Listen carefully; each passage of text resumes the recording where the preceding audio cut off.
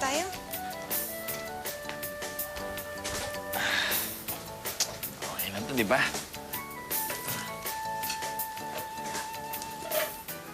Diba? Uy, sigurado ka magugustuhan to ng mami ko, ah. Eh di pag di nagustuhan na mami mo, ibalik mo sa tindahan ko with full refund. Full refund ka dyan. Eh, pasalubong mo nga yan, eh. It's a gift. Alam mo kasi, minsan ang mga halaman, kailangan kinakausap mo rin yan. Parang din yung tao. Kailangan tuwing umaga, magsasabi ka sa nila lang, good morning, hi, good morning, hello. Di ba? Para hindi sila madaling malanta.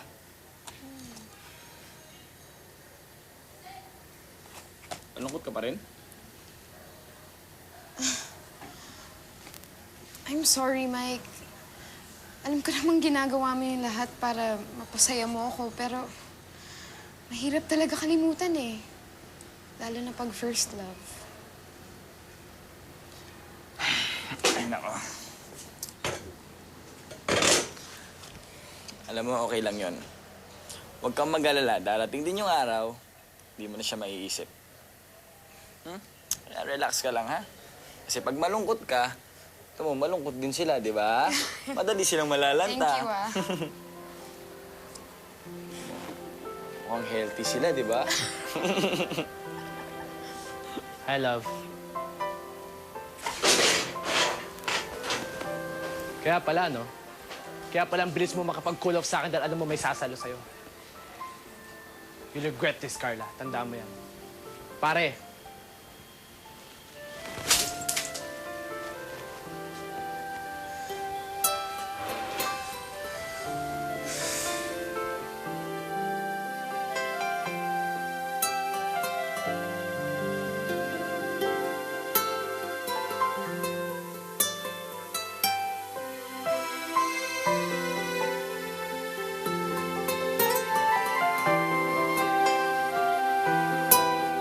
So, naintindihan niyo na po ba yung inaalala ko?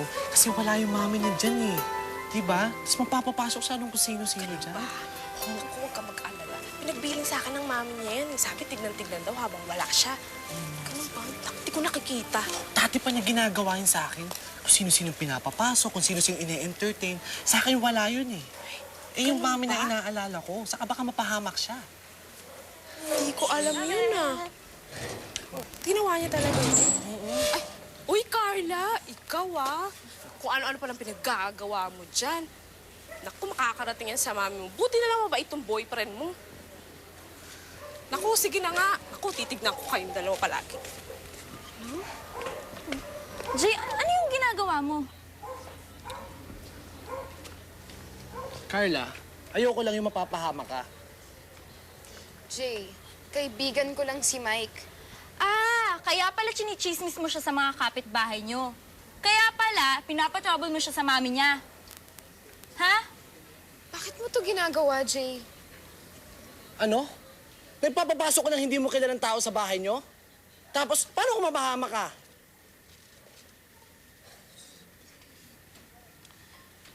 Babe, mahal mo naman ako, di ba? Babe, di ba ako pa rin ang mahal mo?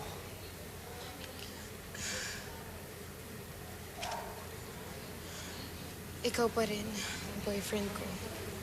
Then prove it! Ayoko na mapapapasok ka dyan ng ibang tao sa bahay niyo at ayoko na makikipagkita ka pa sa gay na yun, okay? Carla, hayaan mo bang lalaki na to magdidesisyon kung sino magiging kaibigan mo?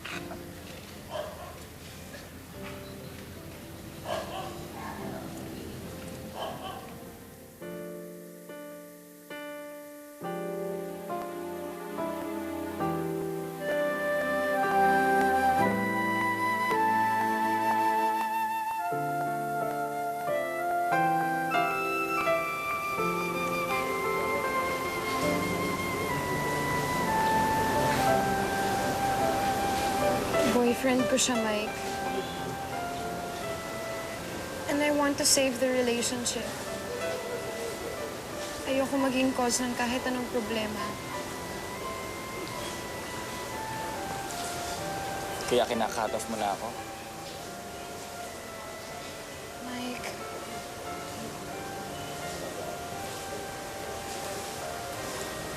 hope maging karapat-dapat siya sa'yo. Ibibigay niya yung tunay na dinideserve mo. And I hope that he loves you as much as I love you, Carla.